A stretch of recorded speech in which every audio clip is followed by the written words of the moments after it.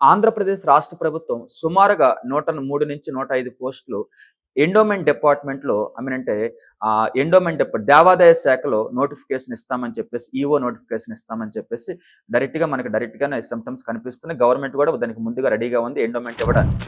మరి ఎండోమెంట్ నోటిఫికేషన్‌లో మనకి ఫస్ట్ పేపర్ ఉంటది ఈఓ నోటిఫికేషన్, సెకండ్ పేపర్ ఉంటుంది.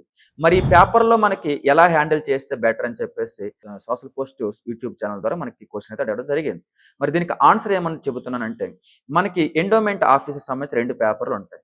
2 పేపర్‌లో ఫస్ట్ పేపర్ జీఎస్ పేపర్ అవుతది. జీఎస్ పేపర్ మీరు సరిగ్గా చూస్తే యాజ్ యూజువల్‌గానే వారు కరెంట్ అఫైర్స్ ఫస్ట్ 2 టాపిక్స్ ఇచ్చారు. ఇంటర్నేషనల్ రిలేషన్స్ 2 టాపిక్స్ ఇచ్చారు.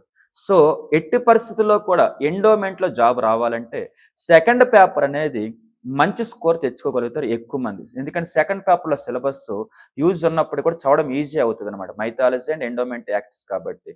కాబట్టి ఏంటంటే సెకండ్ పేపర్ స్కోర్ అనేది నన్ను కూడా మొన్నెవరో గ్రూప్ 1 గైడెన్స్ కోసం వచ్చి కలిసినప్పుడు నాతో చెప్పారు ఏమని చెప్పేసి, గతంలో ఎండోమెంట్ సెలెక్ట్ అయ్యాను సార్, నాకు సెకండ్ పేపర్ 134 మార్క్స్ అని చెప్పారనమాట. సో, సెకండ్ పేపర్ ఈజీగా స్కోర్ వచ్చే అవకాశం అయితే ఉంటుంది. సెకండ్ పేపర్ పోగొట్టుకోవడానికి అవకాశం లేదు. సో, ఎవ్రీ డే కూడా సెకండ్ పేపర్ కోచింగ్ కూడా అవసరం ఉండదు. ఎందుకంటే just normal mythology, normal endowment acts కాబట్టి సరైన బుక్స్ కొనుక్కొని నెంబర్ ఆఫ్ రివిజన్ చేసినా కూడా 130+ వచ్చే స్కోప్ అయితే సెకండ్ పేపర్‌లో ఉంటుంది, తిరుగులేదు. కానీ ఎగ్జామ్‌కి వెళ్ళేలోపు కనీసం వెళ్ళలేదన్నా కూడా మీరు ఎండోమెంట్ సంబంధించి ఒక 5 రివిజన్లు చేస్తే సెకండ్ పేపర్‌ని మీకు 130 స్కోర్ వచ్చే అవకాశం ఉంటుంది. Point number 1. సెకండ్ పేపర్ పక్కన పెడితే ఇక ఫస్ట్ పేపర్. ఫస్ట్ పేపర్‌లోనే స్కోర్ పోయే అవకాశం ఎక్కువ ఉంటది. ఎందుకంటే ఏపీపీఎస్‌సి కండక్ట్ చేసినటువంటి గతం 2022 గ్రూప్ 4 గాని, లేకపోతే 2022, 23 ఎండోమెంట్ గాని చూస్తే మనకి ఫస్ట్ పేపర్‌లోనే స్కోర్ తగ్గిన అవకాశం మనకు కనిపిస్తుంది. ఎందుకంటే అదొక ఓషన్. ఏ క్వెషన్స్ ఇస్తున్నారో తెలియడం లేదు. కాకపోతే బెనిఫిట్ చెబుతాను చూడండి. మనకి ఫస్ట్ పేపర్‌లో ఎవరికైతే సిలబస్ ముందు పెట్టుకోండి ఫస్ట్ ఆఫ్ ఆల్. సిలబస్ ముందు పెట్టుకొని మీకు వాళ్ళు చాలా నీట్‌గా చెప్పారు. కరెంట్ అఫైర్స్ మేజర్‌గా ఫోకస్ ఏం చేస్తామని చెప్పారు? ఏపీకి, ఇండియాకి ఫోకస్ చేస్తామని చెప్పారు కరెంట్ అఫైర్స్‌లో. సో, మీరు ఏపీ, ఇండియా మీద బాగా ఫోకస్ చేసుకుంటే current affairs, international current affairs లైట్‌గా చదివినా అయిపోతుంది. కానీ ఇది పర్ఫెక్ట్‌గా ఉంటే వాళ్ళు ఇచ్చినటువంటి 18 క్వెషన్స్ ఇస్తారు కరెంట్ అఫైర్స్‌లో. ఆ 18 రైట్ అయిపోవాల. అంత బాగా చదవాలి current affairs. First paper risk basically. ఇక ఇంటర్నేషనల్ ఇష్యూస్, రిలేషన్స్ అని ఇచ్చారు ఒక టాపిక్. ఇంటర్నేషనల్ ఇష్యూస్, రిలేషన్స్ అనేవి మీరు మంచి ఇంటర్నేషనల్ ఇష్యూస్, రిలేషన్స్ బుక్ ఒకటి కొనాలి. ఒకవేళ మీకు బుక్ సరైనది ఇంటర్నేషనల్ ఇష్యూస్, రిలేషన్స్ బుక్ లేకపోతే తెలంగాణ రాష్ట్ర ప్రభుత్వం సిలబస్‌లో ఇంటర్నేషనల్ రిలేషన్స్ సిలబస్ ఉంటది. తెలంగాణ గ్రూప్స్‌కి ప్రిపేర్ అయిన వాళ్ళ కోసం అని చెప్పేసి ఆ తెలంగాణలో చాలా పబ్లికేషన్స్ వాళ్ళు ఐఆర్‌స్ బుక్స్ రిలీజ్ చేశారు. చిన్న చిన్న బుక్స్ రిలీజ్ చేశారు. ఒకసారి ఆ బుక్ చాలా తక్కువ ఉంటది. ఒక 90, 100 పేజీలు ఉంటది. ఆ బుక్ మీరు తీసుకొని ఆ బుక్‌ని రివిజన్ చేసినట్లయితే మీకు ఐఆర్ అయిపోతుందనమాట. సో, అలా 2 పార్ట్స్ అయిపోయినాయి. మూడోది మీరు చూస్తే science. Daily science, day by day science అని ఇచ్చాడన్నమాట. Day by day life science అని చెప్పేసి. సో, ఫిజిక్స్ ఉంటది, కెమిస్ట్రీ ఉంటది, బయాలజీ ఉంటది. Point number 1. సో, యాజ్ యూజువల్‌గా జనరల్ సైన్స్ బుక్స్ ఉంటాయి కదా! గ్రూప్ 2 ఉంటాయి కదా! మన రకరకాల ఇన్‌స్టిట్యూట్ వాళ్ళు జనరల్ సైన్స్ బుక్స్ అది చదవాలి. మూడోది సైన్స్ అండ్ టెక్నాలజీ కూడా దాంట్లో కలిపి ఇచ్చారన్నమాట. సైన్స్ అండ్ టెక్నాలజీ ఏం చెప్పారంటే మనతో కరెంట్ సైన్స్ అండ్ టెక్నాలజీ అని చెప్పారు దాంట్లో. సో, మనకు సుమారుగా ఒక 2 years current issues science and technology చూసుకుంటూ కొద్దిగా బ్యాక్‌గ్రౌండ్ చూసుకుంటే మీకు అది కవర్ అయితదనమాట. సో, అక్కడ కూడా సుమారుగా మీకు ఒక 25-30 మార్కులు వచ్చే ఛాన్స్ ఉంటది. ఈ మొత్తం సైన్స్ అండ్ టెక్నాలజీ కలుపుకొని. కాబట్టి ఈ 25-30 మార్కులు పర్ఫెక్ట్‌గా ప్లాన్ చేసుకుంటే ఈ 25-30 మార్కుల్లో ఒక 20, 25 దాటించుకుంటే మీరు కన్ఫర్మ్ తక్కువ పోస్ట్ ఉన్నప్పుడు కూడా రేస్‌లో ముందుంటారన్నమాట దాంట్లో. అది కూడా అయిపోయింది కదా! నెక్స్ట్ వన్‌కొచ్చేసరికి మీకు జాగ్రఫీ ఇచ్చారు. జాగ్రఫీ వరల్డ్ అని చెప్పలేదు సిలబస్‌లో. ఇండియా అండ్ ఏపీ అని చెప్పి ఇచ్చారన్నమాట.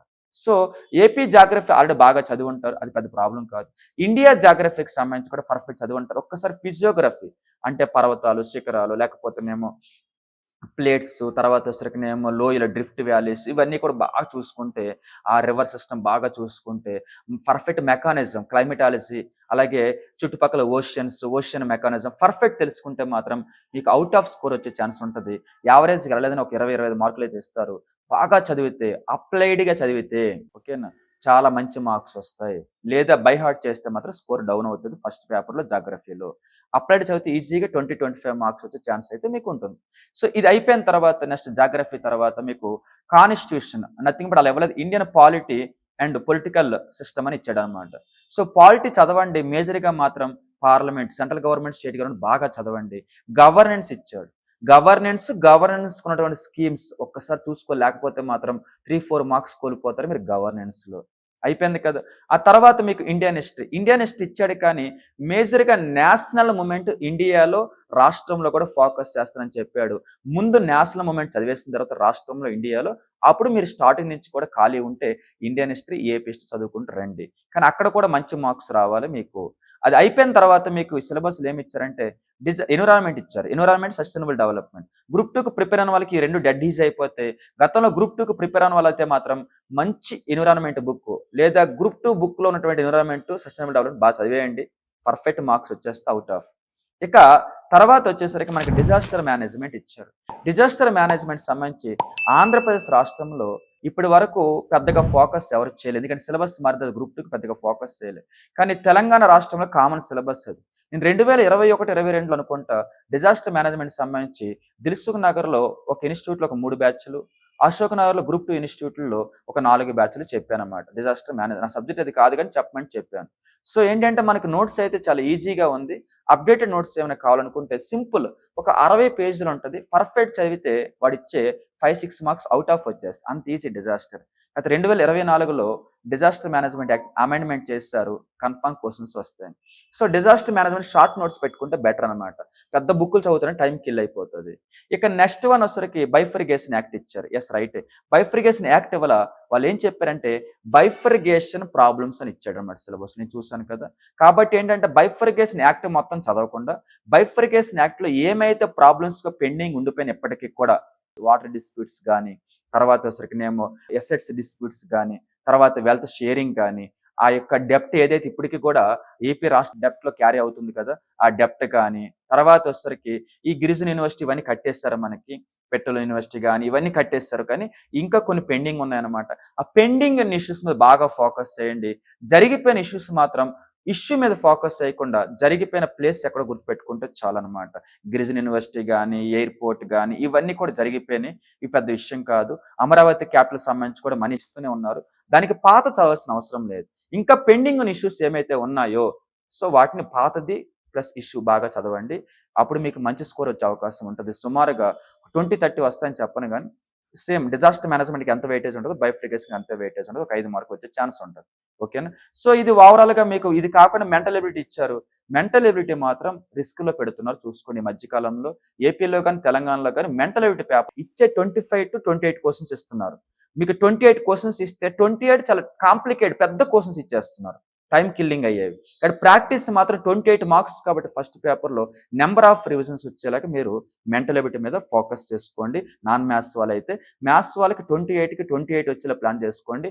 ఫస్ట్ పేపర్ కన్ఫర్మ్ మీద అప్పర్ హ్యాండ్ అయిపోతుంది. దాంతో ఎండోమెంట్ యాక్ట్ ఈజీ అవుతుంది కాబట్టి మీకు 2 పేపర్లు కూడా 125 వచ్చే ఛాన్స్ ఉంటుంది. గ్యారంటీ జాబ్ వస్తుంది ఎన్ని తక్కువ పోస్టులు ఉన్నా కూడా. కానీ ఫస్ట్ పేపర్లో మ్యాథ్స్ డౌన్ అయ్యిందా 28 మార్క్స్లో 10-5 వచ్చినాయా, అసలు పోస్టులు ఎన్ని లేవు అక్కడ. మీరు గుర్తుపెట్టిన పోస్టులు చాలా తక్కువ ఉన్నాయి. సో మీరు ఫోకస్ చేస్తున్నప్పుడు మీరు ఒక్కసారి చెక్ చేసుకుని ఫోకస్ చేయండి. మ్యాథ్స్ టైం స్పెండ్ చేయగలనా, 28 మార్క్స్ నాకు వస్తాయా రావా, ఇన్ డెప్త్ అడుగుతున్నారు కదా, నేను చేయగలను లేదా, వీటిని దృష్టిలో పెట్టి ఫోకస్ చేస్తే మాత్రం మీకు స్కోర్ 100 క్రాస్ అవుతుంది జిఎస్ పేపర్, లేదా స్కోర్ డౌన్ అయిపోతుంది. డౌన్ అయ్యిందో పోస్టులు బాగా తక్కువ ఉన్నాయి కాబట్టి వెనక్కి వెళ్ళిపోతాం. అదొకటి గుర్తుపెట్టుకొని ముందు అడుగు వేయండి. ఓకేనా. All the best. Thank you.